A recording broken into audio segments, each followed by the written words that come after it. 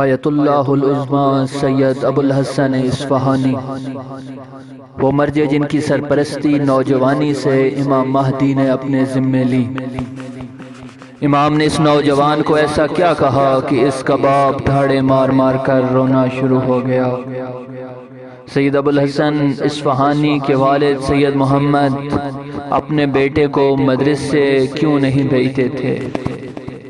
سید ابو الحسن اصفہانی اپنے زمانے کے بہت بڑے مجتہد تھے۔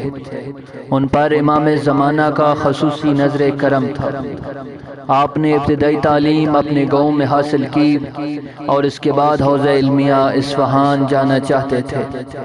اس وقت اصفہان شیعوں کی بہت بڑی دینی درسگاہ تھی۔ سید ابو الحسن کے والد سید محمد کو علم تھا کہ وطن سے دوری اور پردیس کی سختیاں اور تکالیف برداشت کرنا کتنا سخت کام ہے۔ اسی وجہ سے اپنے بیٹے کو جانے کی اجازت نہیں دی۔ سید ابو الحسن میں تعلیم کا شوق انہیں بے چین کیے ہوئے تھا اور آخرکار ان کے مسلسل اصرار پر والد نے اجازت دے دی۔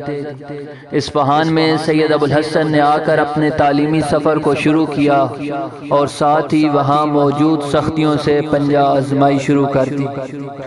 ایک دن سردیوں کی سخت ٹھنڈی رات تھی اور ان کے پاس نہ تو اپنے کمرے کو گرم کرنے کے لیے کچھ تھا اور نہ ہی روشنی کے لیے چراغ۔ اچانک سید ابو الحسن کو پتہ چلا کہ ان کے والد صاحب ان سے ملنے آئے ہیں۔ آپ کے والد بزرگوار جب اس کمرے میں تشریف لاتے ہیں تو کیا دیکھتے ہیں کہ نہ تو روشنی کے لیے کوئی چراغ ہے، نہ ہی کمرے کو گرم کرنے کے لیے کوئی وسیلہ، اور کھانے کے لیے بھی کچھ خاص نہیں ہے۔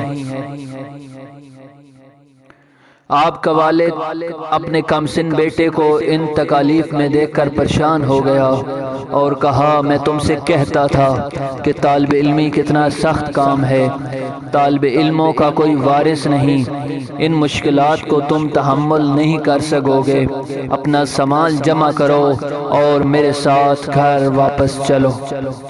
یہ نوجوان پریشانی کی حالت میں کمرے سے باہر گیا اور امام سے استغاثہ کی کہ یا صاحب الزمان اغثنی، مولا میں واپس نہیں جانا چاہتا، میری مدد فرمائیں۔ اتنے میں مدرسے کا چوکیدار اس کے پاس آیا کہ کوئی شخص تم سے ملنے آیا ہے۔ یہ نوجوان حیران ہوا کہ اس شہر میں میرا کوئی جاننے والا نہیں۔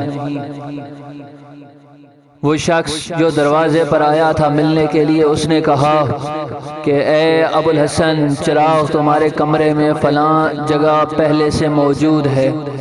کچھ کھانے کی چیزیں اور رقم دی اور کہا کہ یہ رکھ لو تاکہ کوئی یہ نہ کہے کہ تمہارا کوئی وارث نہیں۔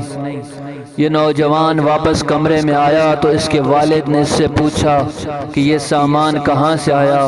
اس نے سارا واقعہ اپنے باپ کو سنایا اور اس کا باپ روتا ہوا زمین پر بیٹھ گیا اور کہا، بیٹا، وہ ہمارے مولا اور آقا تھے جو مجھ بدبخت کو یہ سمجھانے آئے تھے کہ ان طالب علموں کے ہم وارث ہیں۔ سید ابو الحسن پر امام زمانہ کا خصوصی کرم تھا۔ یہ نوجوان اپنے زمانے کا تنہا مرجع جہان تشیع بنا۔